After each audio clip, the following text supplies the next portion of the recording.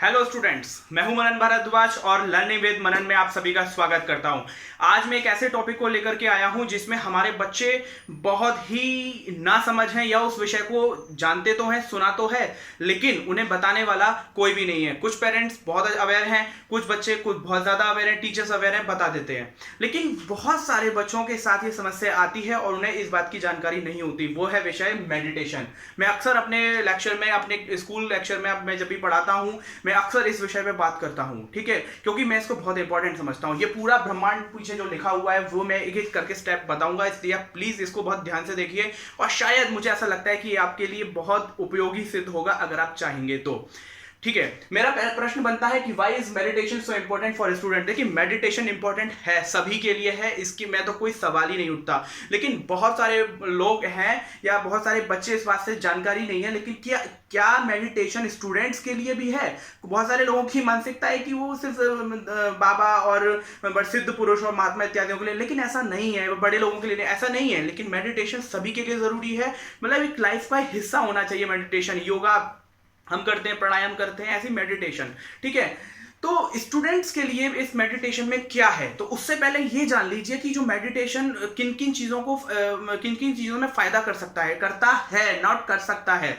देखिए, एंजाइटी जो चिंता है, उसके बाद डिप्रेशन में तनाव की वजह से हम लोग अच्छा पढ़ नहीं पाते, अच्छा कर नहीं पाते, एंड तनाव से है फिर स्ट्रेस। फिर नेक्स्ट है ब्लड प्रेशर। देखिए, ब्लड प्रेशर तो होने वाली जो समस्या है वो अक्सर 30 एबव लोगों को ही होती है, लेकिन बहुत सारे केसेस में छोटे बच्चों तक में, मतलब इवन मैंने एक ऐसी बच्ची को देखा, उसको ब्लड प्रेशर भी था और डायबिटीज भी थी। यस, वो मेरी क्लास में एक दिन बेहोश हो गई थी, ठीक है। तो वो छोटी सी बच्ची थी, ठीक है, और बड़ा ध्यान रखते हैं उसके घर वाले।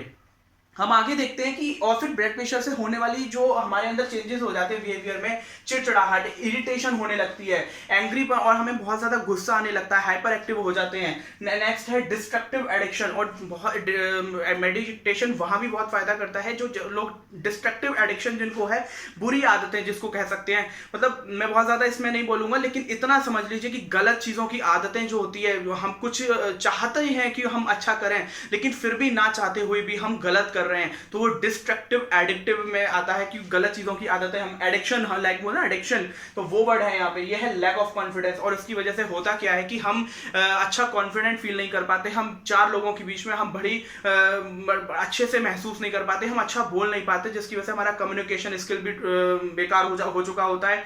दूसरा, लॉजिकल थिंक नहीं होती हमारे पास, तार्किक क्षमता नहीं होती, हम किसी पॉइंट पर अपने व्यूज कैसे रखें। तो ये ऐसा नहीं है कि जो हम इन सब चीज़ों से उबर नहीं सकते। मैं वही चीज़ लेके आ रहा हूँ, मैं एनालाइज करता हूँ कि बहुत सारे बच्चों के साथ बहुत सारी समस्या हैं, तो शायद ये मेरा जो वीडियो आप लोगों के लिए बहुत अच्छा महसूस कराएगा। नेक्स्ट है डिसइंटरेस्टेड। बहुत सारे बच्चों में ये देखा गया है, पढ़ाई को लेकर के उदासीन होते हैं। इवन पढ़ाई छोड़िए, वो कोई भी चीज़ नहीं करना चाहते, ना खेलना चाहते, ना खेलना चाहते, ना पढ़ना चाहते, ना अच्छा, मतलब इवन ये होता है कि बहुत अच्छी जगह होते हैं, बहुत पॉजिटिव थिंग्स होती हैं, वहां पे सारे रिश्तेदार होते हैं, सारी बातें होती हैं, लेकिन वहां पे वो उदासीन होते हैं, उन्हें टेंशन होती है, न जाने चुप रहने का मन करता है, रोने का मन करता है। ये एक बहुत बड़ी समस्या है, डिसइंटरेस्टेड। नेगेटिविटी बहुत ज्यादा फैली हुई होती है, हर बात पे नेगेटिव सोचेंगे, हर बात पे नेगेटिव बातें करेंगे, और उसके बाद ये चीज साइकोलॉजिकल डिसऑर्डर में कन्वर्ट हो जाती है, वो एक मानसिक अवस्था हो जाती है। मैं ऐसे हमारे ही स्कूल में, या और भी मैंने लास्ट स्कूल में भी देखा था कि बहुत सारे बच्चे अवसाद ग्रसित होकर के किसी एक बात पर, अब वो कौन सी बात है, वो ना वो पेरेंट्स को बताते हैं, ना वो डॉक्टर को बता पाते, वो अंदर ही अंदर उस बात से घुटन महसूस कर रहे होते हैं, और जिसकी वजह से वो अपनी पढ़ाई से हाथ धो चुके होते हैं। तो ऐसे ही लोगों के लिए मैं मेडिटेशन का कॉन्सेप्ट लेके आया हूं कि स्टूडेंट्स के लिए मेडिटेशन क्यों जरूरी है। अब बात करते हैं, ये सारी चीज तो हो ही गई, अब बात करते हैं कि मेडिटेशन एक्चुअल में करना कैसे है। ये तो सब ठीक है, आपने मान लिया। तो मेडिटेशन करने के बहुत सारे स्टेप हो सकते हैं, इसमें से कोई भी स्टेप अपने ऊपर अप्लाई कर लीजिए, बस स्टार्ट कर दीजिए। मेडिटेशन कोई बहुत बड़ा कोई ऐसा नहीं है कि आप उसके लिए आपको पहाड़ों पर जाना पड़ेगा, आपको बड़ा तपस्या करनी पड़ेगी। मेडिटेशन आप अपने घर में एकांत में बैठ करके कर सकते हैं। वो क्या है चीज, यही देखिए।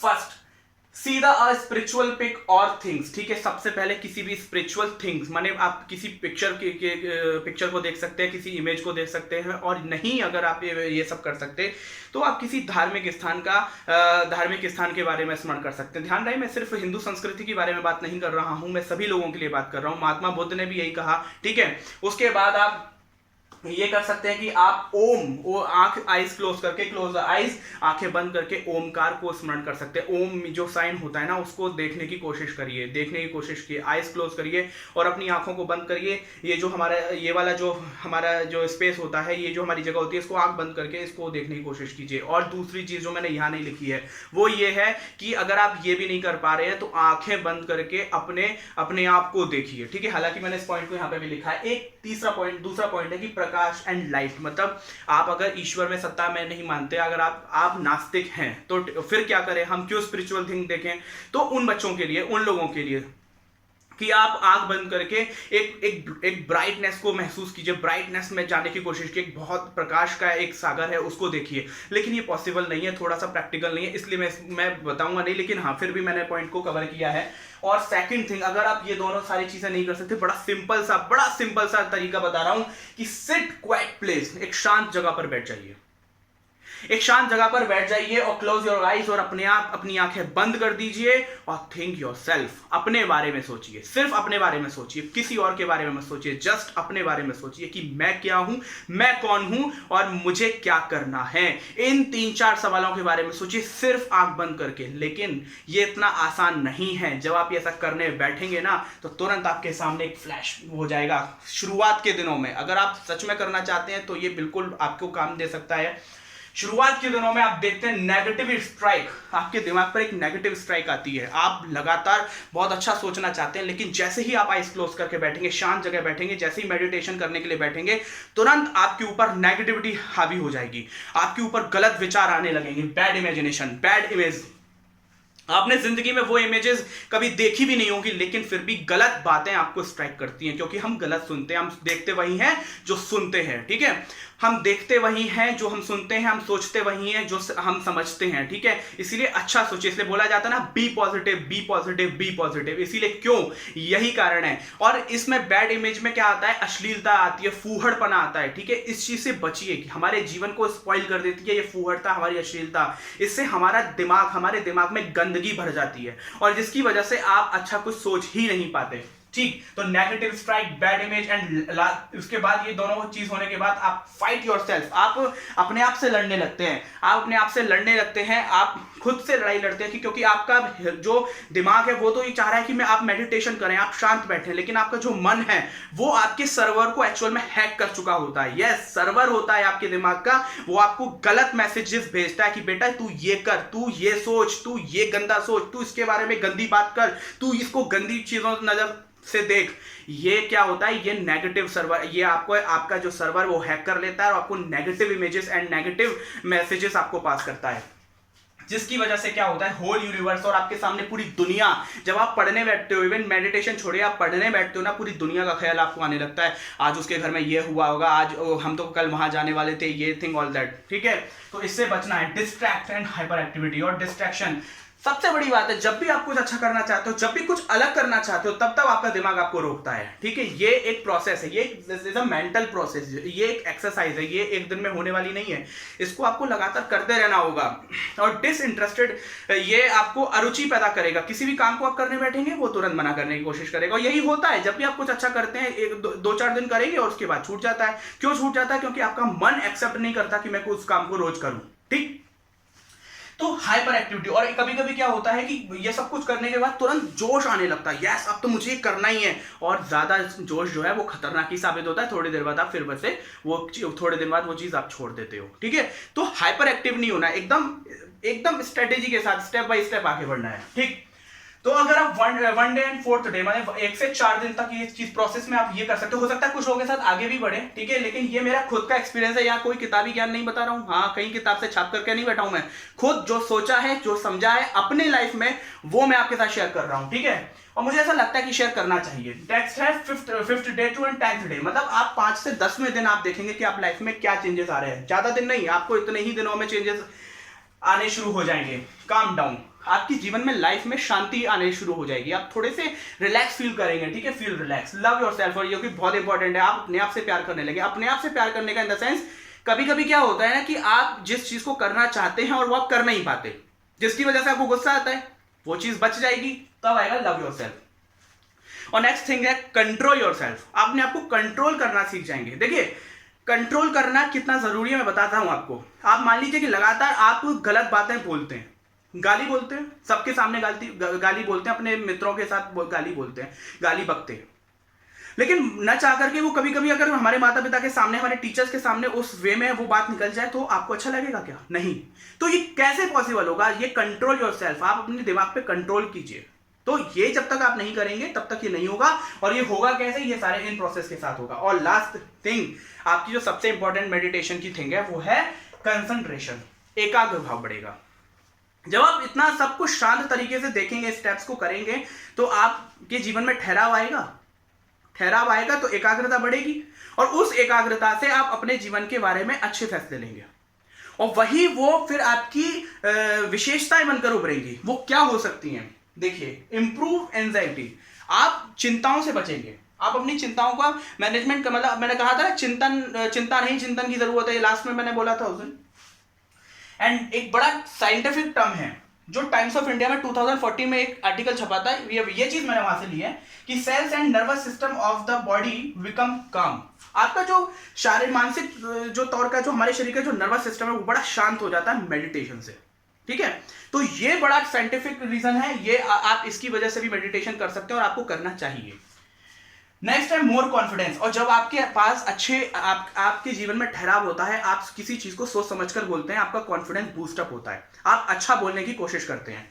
नेक्स्ट है स्ट्रेस मैनेजमेंट। सब कुछ आपने अच्छे से किया है तो आप अपने स्ट्रेस को भी अच्छे से मैनेज कर पाएंगे। ठीक है, स्ट्रेस को अच्छे से मैनेज कर पाएंगे। दूसरा, डिसीजन मेकिंग, निर्णय क्षमता करना बहुत जरूरी है। आप अच्छे निर्णय लें, सफल निर्णय लें। कैसे लेंगे? सोच समझ करके। जब तक आपके दिमाग में ठंडक नहीं होगी, जब तक आप अच्छे से सोच विचार नहीं कर पाएंगे, तब तक आप निर्णय नहीं ले पाएंगे, डिसीजन मेक नहीं कर पाएंगे। और डिसीजन मेकिंग आपकी लाइफ की सबसे इंपॉर्टेंट थिंग है। कौन सा सब्जेक्ट किस समय लेना है, ये लास्ट मैंने बताया था। और कैसे हम अपने जीवन के बारे में सही निर्णय लें, कैसे दोस्तों को बनाना है, किस प्रकार का हमें लोगों से मिलना है, किस प्रकार से हमें बोलना है, कौन सी बुक पढ़नी है, किस टीचर से पढ़ना है। हर मिनट आपको निर्णय लेने की जरूरत होती है। ठीक है, कौन सी चीज खानी है, क्या। हालांकि डिसीजन मेकिंग ये तो बहुत छोटे छोटे थिंग है लाइफ में। डिसीजन मेकिंग लोग उसी को समझते हैं, यस मैंने ये कर लिया तो मैं ये बन गया, मैंने ये कर लिया। लेकिन डिसीजन मेकिंग आपके हर मिनट, हर पल आपके साथ चल रहा होता है। उसके बाद कंट्रोल योर माइंड। इतनी सारी चीज करने के बाद अपने माइंड को कंट्रोल करने लगते हैं। आपको पता चल जाता है कि भाई मुझे ये करना है नहीं करना है, मुझे ये वीडियो देखनी है नहीं देखनी है, ये अच्छा है नहीं अच्छा है। तो ये जो है ना, कंट्रोल योर माइंड। आप गलत चीजों पे क्लिक करने से बचते हैं, तो ये कंट्रोल योर माइंड का ही इंप्रूवमेंट है। और लास्ट, और आगे बढ़ते हैं, इनहेंस लॉजिकल थिंक। मैंने बताया तार्किक क्षमता, जो आपकी जो एब्स्ट्रैक्ट थिंकिंग होती है। एब्स्ट्रैक्ट थिंकिंग समझते होंगे आपने, एब्स्ट्रैक्ट नाउन पढ़ा है। एब्स्ट्रैक्ट थिंकिंग जो होती है, अमूर्त चिंतन, ठीक है, वो आपका बढ़ता है, वो लॉजिकल थिंक ही होती है। इनहेंस इमेजिनेशन, और कल्पनाशीलता आपकी बढ़ती है। देखिए, बहुत सारे बच्चे क्या सोचना ही नहीं, समझना ही नहीं चाहते कि इमेजिनेशन होना भी जरूरी है। भाई आप इमेजिन नहीं होंगे तो कैसे आप नई नई चीजों को एक्सप्लोर करेंगे। इनोवेटिव नहीं हो सकते जब तक आपके पास इमेजिनेशन नहीं है। ठीक है, किसी ने तो ये जिस व्यक्ति ने हवाई जहाज को बनाया, उसने सबसे पहले सोचा होगा ना कि कोई ऐसी चीज बनाऊंगा जो उड़ते हुए लोगों को लेकर के जाए। ये इमेजिनेशन का ही तो वो है ना, इमेजिनेशन का ही तो फल है। तो इसीलिए more imagination and enhance your imagination. Enhance communication skills. जब इतने सारे पॉइंट्स आप कवर कर चुके होते हो, लाइफ में कंट्रोल योर माइंड कर चुके होते हो, अपना माइंड कंट्रोल कर चुके होते हो, कंसंट्रेशन बढ़ा चुके होते हो, तो स्वाभाविक सी बात है आप अपनी बात लोगों तक आराम से पहुंचा सकते हो। तो ये चीज आपको करनी होती है। अब ये सारी बात सिर्फ मनन भारद्वाज नहीं कह रहा है, मेरी बात पे यकीन मानने की कोई जरूरत नहीं है, इसलिए प्रूफ लेकर के आया हूं। Central council of research in yoga naturopathy, ठीक है, ये एक इंस्टीट्यूट है सेंट्रल गवर्नमेंट का। उसने लिखा कि yoga and meditation is medical treatment. ये एक मेडिकल ट्रीटमेंट है, इसको मतलब योगा एंड मेडिटेशन को उन्होंने मेडिकल ट्रीटमेंट माना। और उसके बाद यूएसए की एक फर्म है, national centre for complementary and integrative health USA. ठीक है, मैंने अमेरिका का उदाहरण इसलिए दे रहा हूं कि बहुत सारे लोगों को वहां पर ज्यादा विश्वास है, लेकिन मैं नहीं मानता। इनकी अपनी एक रिसर्च है, ये वहां की गवर्नमेंट का एक रिसर्च है, मेडिटेशन इज डेप्थ, जिसने माना कि हेल्पफुल फॉर इलनेस, बीमारों के लिए या रोगियों के लिए ये बहुत ही कारगर साबित होता है। क्या? मेडिटेशन। बाबा रामदेव, भारत सरकार और पतंजलि चिकित्सालय या ऐसे बहुत सारे लोग, आपको मेडिटेशन के बारे में बहुत ज्ञान आपको मिल चुका है। लेकिन मुझे ऐसा लगता था कि स्टूडेंट्स के लिए मेडिटेशन क्यों जरूरी है, इस बारे में आपसे डिस्कस करना बहुत जरूरी है। आशा करता हूं कुछ सीखने को मिला होगा। अगर थोड़ा भी अच्छा लगा हो तो अपने ऊपर अप्लाई कीजिए और दूसरों को इस चीज के लिए जागरूक कीजिए। मुझे सुनने के लिए धन्यवाद।